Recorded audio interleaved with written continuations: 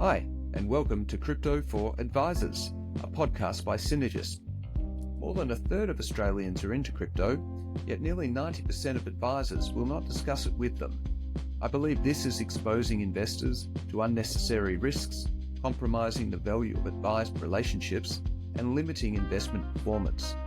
My goal is to educate advisors and investors to bridge this crypto service gap while strengthening advised relationships.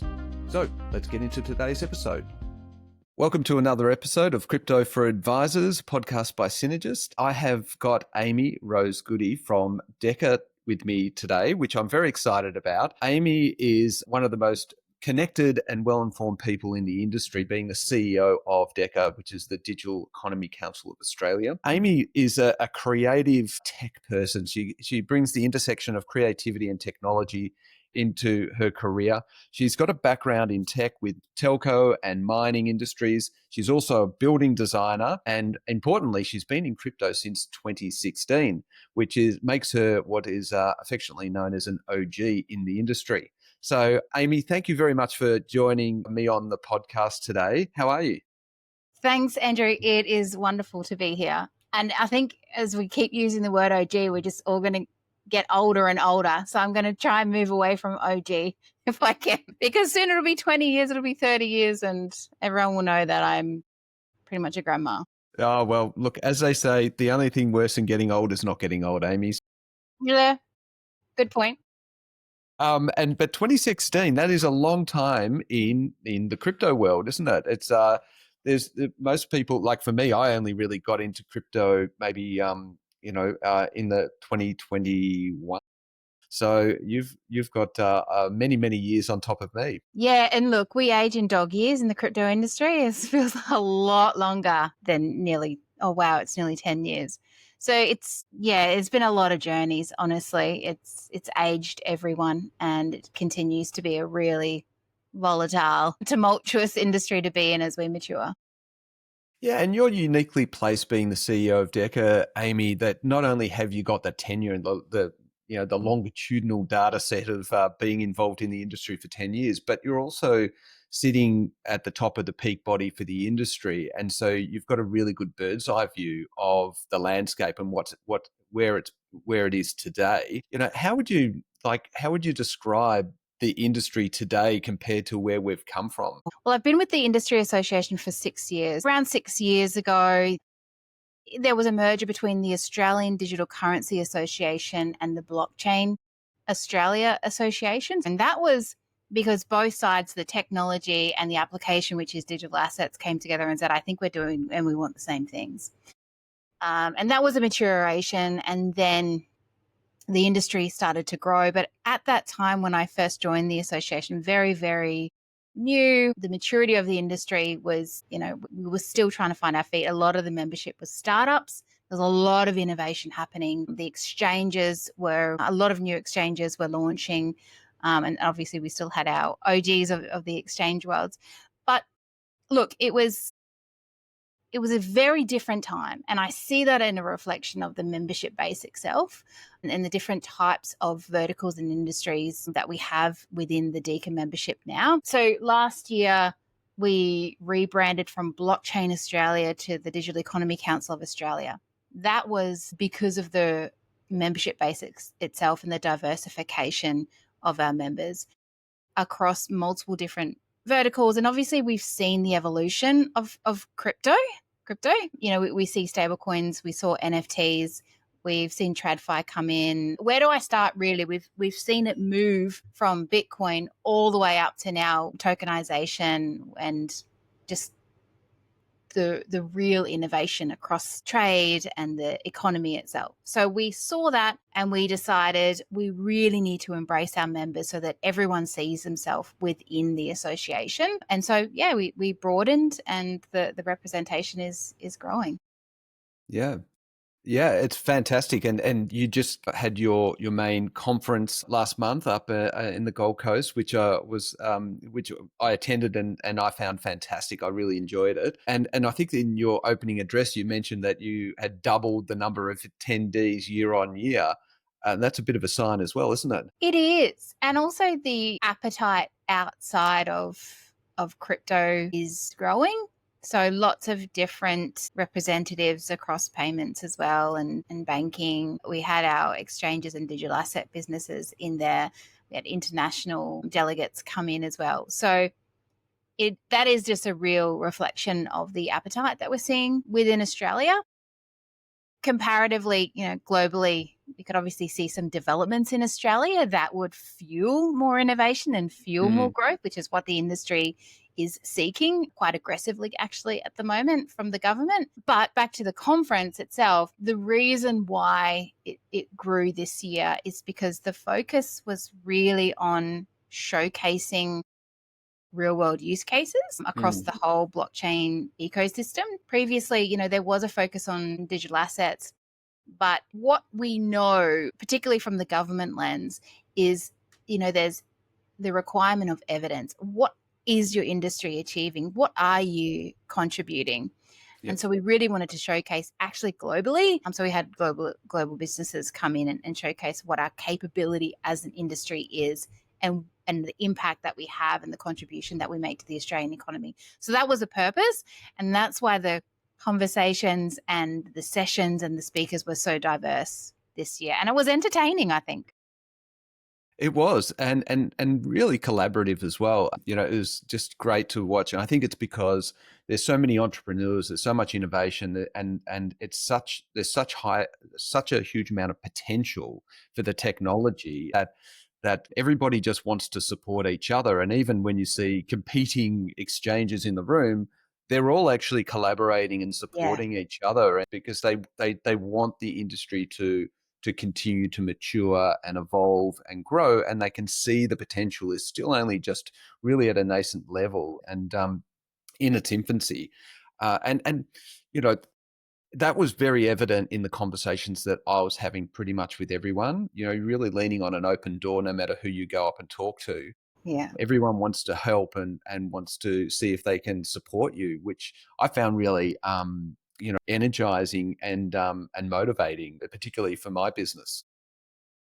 Yeah. And look, I think that comes from a place of the experience that the industry has been through up until this point, where, I like to say your success is our success. We need to see every single person within our industry succeed so that we can move forward. In the past, it has been, the industry has not had, this is globally, the best reputation. That comes from media, that comes from, different governments who probably weren't as educated as they could be on the technology itself. And so obviously we've moved past that quite substantially now, but the industry has come from a place of, we've been targeted, and it's been really, really hard. So the only way to grow the industry is to stick together and collaborate and work together. And I think that's a differentiator between other industries and ours, where we have been through a lot. And so we've emerged as this really collaborative, friendly bunch who just want to help each other. And so that tough time has served us well, I guess, as a silver lining. And apart from it being a showcase and a love fest, there were some really important messages that came through. I guess my main reflection on it was most of the conversations I was having with people in the industry, say 12 months ago, was all about stable coins and payments and how that was going to revolutionize things and it was going to hit the market with a major impact. And it has. But the conversation this year seemed to be more around real world assets and the transition of traditional ways of managing systems in a centralized, structured way into decentralized systems that are on the blockchain, and achieving similar benefits to stablecoins have shown for payments, where everything's faster and everything's cheaper and everything's more transparent and potentially more equitable and accessible. The real insight for me was that's the main topic that people are talking about now is real world assets, the digitalization or tokenization of things, and how that's going to take traction over the next 12 months. We'll start seeing a lot of that play out in the Australian economy. Did you see that? Was that one of your takeaways as well? Absolutely. And I think Australia really needs to step up. We're talking a lot about efficiencies and, the success of Australia's digital economy, productivity. That's high on the agenda at the moment. Obviously, we've we've got a deficit in that regard, and we need to work on that. And so when we look at the different technologies and the capabilities of technologies, we look at what it can bring to the table. And I think that's why a lot of people are excited about tokenization and about stablecoins, because it's going to reduce the costs associated with trade and with all of imports and exports and you name it. It's probably, if we draw in on the efficiencies and the cost savings, it'll have a positive effect on the Australian economy. So that's what a lot of technologists like to focus on, which is why it's top of the conversation, because you like to draw on, the benefits and the real world use cases, which is, obviously from the Love Fest conference that you mentioned as well. That was, top of the subject matter. But yeah, absolutely. And I think we're going to hear a lot more about it as, different leaders and politicians and different governments start to really understand post that education process, because we have a lot of governments who aren't quite across what the benefits are. Post that process, when that clarity comes, I think it'll be a no-brainer. There's still work to do though, because within our circles, we're across it, but it's not for everyone. It's an acquired taste, actually. Yeah, I think it is. But I think the acquired taste is really built on education, like you said, because most people that I speak to in traditional wealth management, for example, really don't understand what's going on in the industry and what's happening globally. And you can see why, because it's happening so rapidly. And the changes are so big and so fundamental. It's very hard for us who operate in the industry to stay across it and stay up to date. So it's almost impossible for anyone outside of the industry to actually stay current with it, especially when they've got their own core businesses and their own industries that they're operating in and their own priorities. So this is one of the biggest challenges I find is just helping them understand that it has moved past 2017, 2018, when it was dominated by speculative investment plays around digital assets, and it's actually evolved into an industry that is built on a technology that is being adopted across the board by countries everywhere, by sovereign states, and an investment class that is maturing and actually becoming much more diversified and a lot more stable as a result. So that maturation process, it really should be changing people's perspectives on it. But until they understand it, until they learn from that, they're still anchored in their old understanding. So how do you think we can better educate the industry, help them understand that there's a lot of potential value in the underlying technology? How can we get that message across? I think we've all got a role to play with the distribution of palatable and digestible information. I'm talking one pages, even infographics. And I know it sounds really dumbed down, but people don't have time to read, a 1,000-page book on blockchain applications and the efficiencies that it brings. But you can, and we have it on a couple on our website, just infographics and just, some very broad points around the benefits of the technology. But I mean, there's also a branding issue around the technology itself and how people see digital assets and blockchain and the broader digital economy. There's been a history over the past decade where the association with the industry has been more around scams and fraud and the dark web and that sort of thing. Obviously, we've moved past that, and usually innovation doesn't wait for people to be educated. It just happens and you use it or you don't. Usually you have to, because that's the way that society is moving. And we saw that during COVID with QR codes, the QR codes were invented. And I don't know if you know the story about that, but it was basically a flop because no one was going to change the way they interact with the web based on, a QR code. That changed because people were forced to use it because that was the way that the world required them to interact with websites and tracking and all that sort of stuff. So I think irrespective of how much education we can provide, it'll make it easier for those people who are accountants or financial advisors who are a little bit averse at the moment to that education. It'll make it easier for them to move in and upskill and to be open and maybe not lose their job because they weren't open in the first place. But I do think that irrespective of any education we do, it will evolve. It hasn't stopped since Satoshi launched the white paper.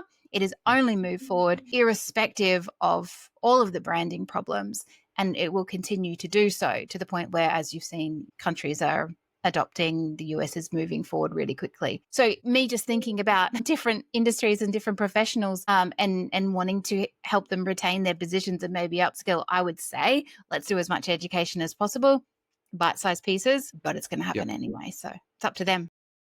I like that. Innovation doesn't wait for education. That's a great little snippet. It is understandable that accountants, financial planners are sort of holding back because the systems around them haven't evolved to adopt it and accept it. And a lot of the gatekeepers, I guess, for the industry, still not on board with it because they don't really understand it, or perhaps there's other, vested interests which might be, perhaps playing a bit of a protectionist role in there as well. Um, Protecting consumers is their key priority, which is as it should be.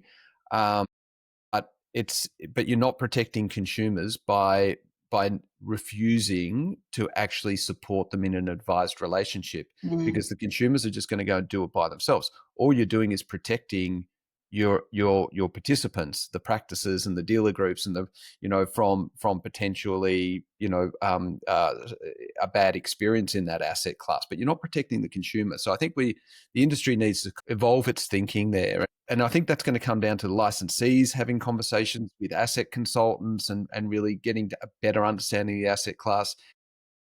Insurers have to play a role in actually developing a better understanding of the asset class and offering coverage which is appropriate for an advised industry. Yeah. And all of that needs to be supported, or at least facilitated to a degree, by the peak bodies in those areas. I know that some of those peak bodies, the boards are not supporting digital assets as an asset class. So I'm wondering, how do we influence, say, the boards of these peak bodies to say you need to think about this? Is this something that a change in political sentiment might be the precursor to that, or how do we get to those boards and actually evolve their thinking? We've got some pretty good relationships internationally. We have MOUs with other industry associations. We also have really good relationships with a couple of the accounting bodies as well. I think, I mean, it sounds, we started with a kumbaya conversation around the conference and the love fest, but really, you have to bring the silos together and have a conversation, recognize that there's a gap, and the digital asset industry, blockchain innovators, there's a lot of software providers, there's a lot of builders within our membership base who can bring education in. So I think the relationship between industry bodies needs to evolve. Now, we've done our fair share of outreach, and it's actually probably one of the funner things to do, having these, really deep conversations with other industries around how we can work together. I think that's probably one of the biggest steps that we can take in supporting each other.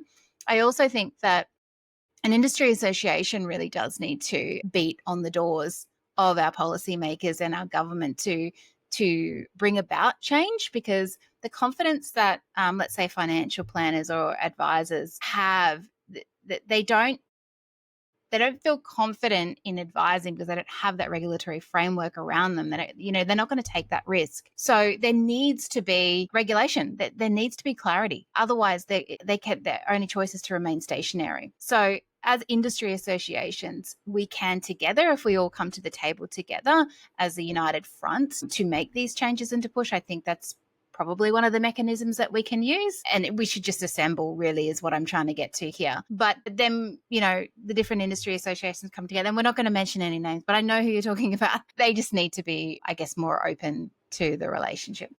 I was really impressed, actually, that the representation at the DECA conference, there was, I think, 4 or 5 people from ASIC there for all 3 days, and they were very accessible. I spoke to all of them a number of times. Everybody was just walking up and chatting to them. It was I was really impressed with that. I mean, they weren't, throwing their arms around us and saying, "Hey, come and we'll pave the way." They were being very pragmatic and reserved about it, but that's what they should be. But I was just impressed that they had such a good representation there and they were so engaged. And you obviously had some politicians there as well. So we had Molino dialed in and also Andrew Charlton came and attended as well. So how would you describe the health of the conversations politically, and maybe start at that political layer? I know that there's a Parliamentary Friends of Blockchain or something group that's formed. Can you tell us a bit about that? Is it bipartisan? How influential is it? How what's the state of play there? When do you think that we'll start seeing those politicians really giving the regulators and the legislators the direction that they need in order to be able to provide clarity to the market? Yeah, look, the conference we had, like you said, we had ASIC Treasury, we had AusTrack join us as a speaker, and different politicians. That is a direct reflection of how far we've come as an industry. The doors are open now. And if I look back and, we started our conversation just having a deep dive into where we were 10 years ago, there is a very fluid conversation happening across the board with our politicians and with our various departments, and it is fruitful. Very, very different to what we saw 12 months ago. So it takes a lot of work to get to that point, but I'm quite confident, and industry is quite confident that those relationships will continue to grow and flourish. On the regulation side of things, we are awaiting that draft legislation, and so we do require leadership from government to achieve that. We also, we've got the industry assembled in various formats. Coming back to the Parliamentary Friends, though, that is a bipartisan group. The last Parliamentary Friends, I don't know if you're familiar with a Parliamentary Friends group, but it's a support of a particular initiative or a subject matter. In our case, it's the broader blockchain and digital asset space and of course the digital economy. Essentially what we do is there's usually a format. It could be a lunch, it could be a networking event, or it could be the launch of a policy paper. Usually a few of them have been the launch of various policy papers, but the last one was a networking event, and it was a smaller sort of luncheon. It was the first Parliamentary Friends, and this is also a signal as to the evolution of the industry. At the moment, we had almost an equal amount of industry, so crypto and blockchain industry, as we did to government. So we had the Prime Minister's office in there, we had politicians from both sides, and Treasury and ASIC in the room. So it's a direct reflection, I think, just looking back, because the first Parliamentary Friends was quite small and it was a lunch, and we had our two chairs, Andrew Charlton and Senator Andrew Bragg, in the room and at the table at the time. And they continue to be our champions across both sides. Yeah, so now the Parliamentary Friends, the next one will be on July 28th. We'll be launching our proactive policy paper that is the result of our policy forum that we hold every year. Mm-hmm. Yeah, so it will be, and it's an educational piece to that point around tokenization, taxation, and trade digitalization. So we'll be touching on those and sharing the paper, which is about 36 pages long.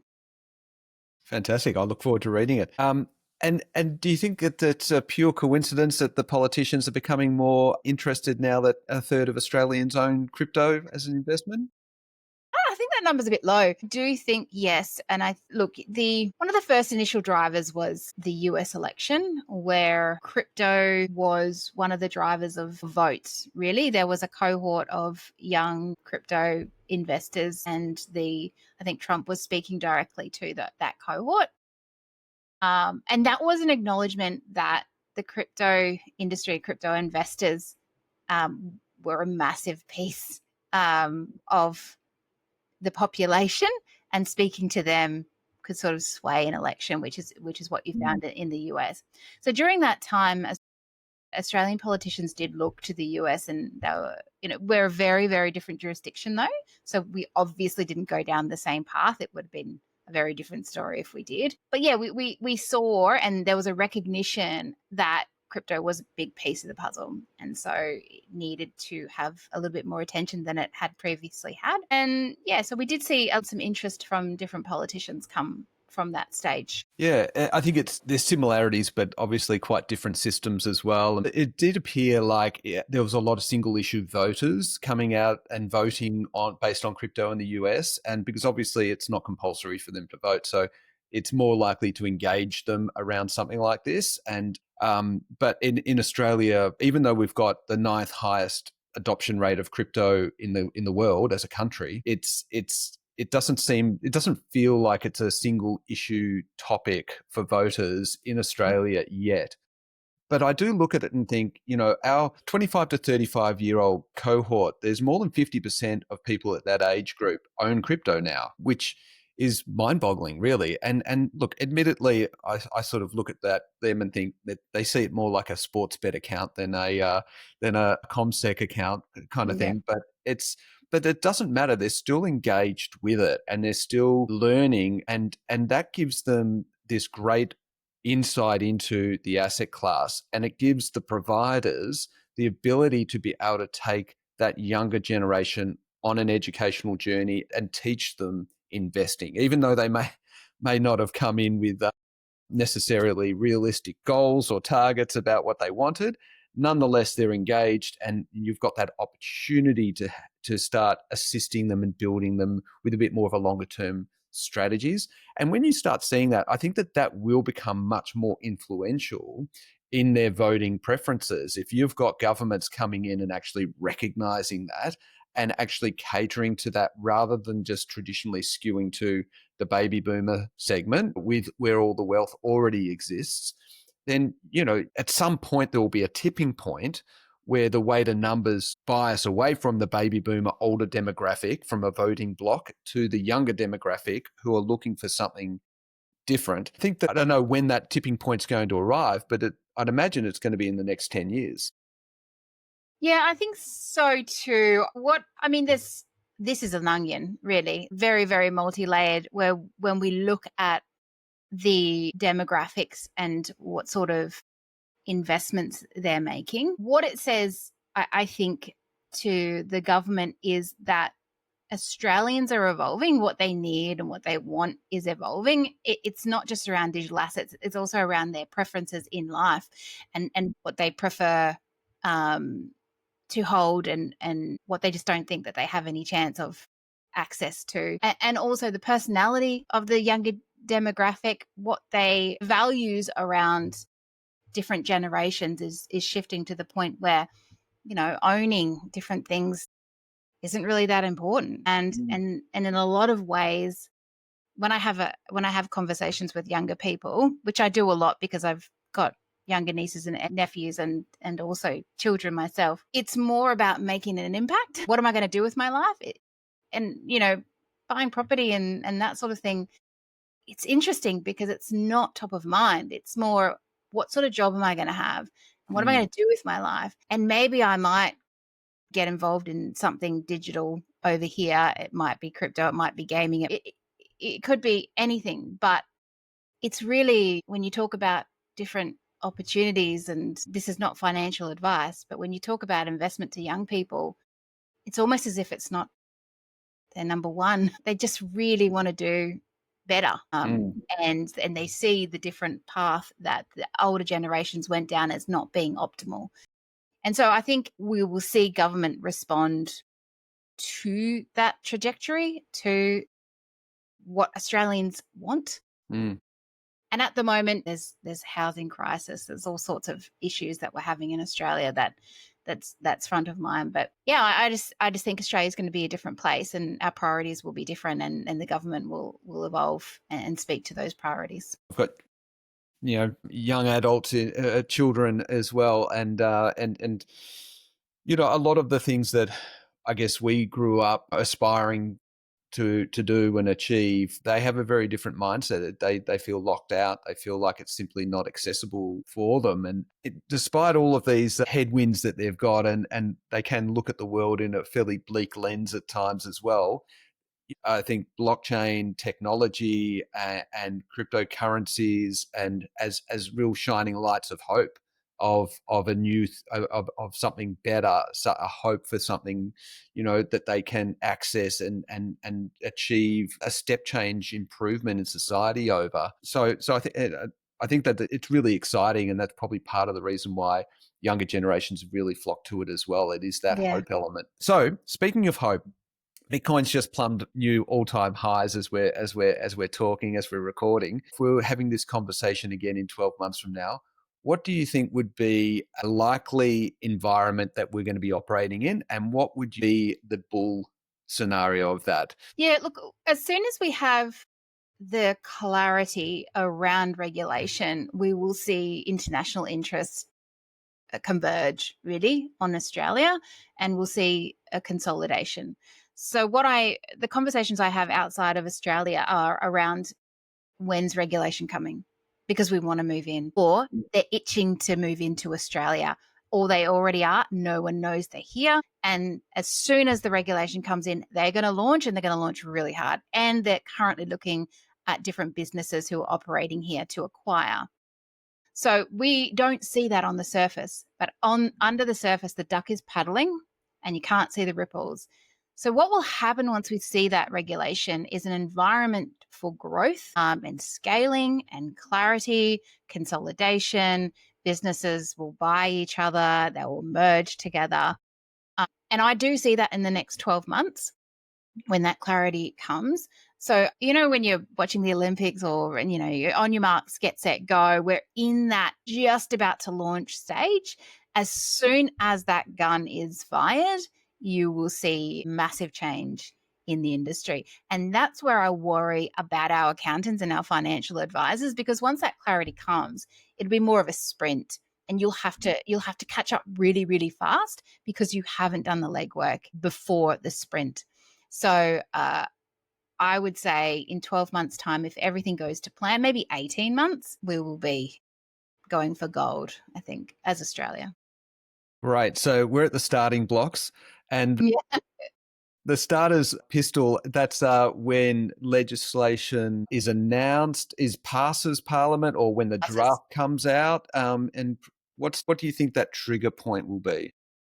Yeah, look, I think when the draft comes out, the clarity will be there, because changes to that they're probably not going to be great. So the clarity will be in, okay, what's the law going to be? How can we operate? What sort of licenses are we going to need? We're going to go ahead as international businesses and just go and get those now that we have the clarity, and then we'll move in. So I think it's as soon as that draft legislation is presented, we will see. You still won't see anything on the surface, because those businesses who are planning to move in will start moving through that stage with confidence. And as soon as the gun goes off and it's passed, everyone will be flying their flag, I think, and just saying, hey, we're here, we want your business. Or the announcements around different consolidations and mergers will happen, acquisitions. And what's your gut feel on when that legislation will be presented?